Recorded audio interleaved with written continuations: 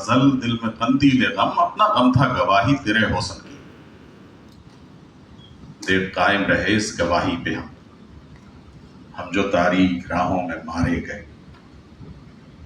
نارسائی اگر اپنی تقدیر تھی، تیری الفت تو اپنی ہی تدبیر تھی، کس کو شکوہ ہے گر شوق کے سلسلے، ہجر کی قتل گاہوں سے سب جا ملے، قتل گاہوں سے چن کر ہمارے علم، اور نکلیں گے وہ شوق کے قافلے، جن کی راہ طلب سے ہمارے قدم، مختصر کر چلے درد کے فاصلے، کر چلے جن کی خاطر جہاں تک جہاں گنوا کر تیری دلبری کا بھرم، ہم جو تاریک راہوں میں مارے گئے۔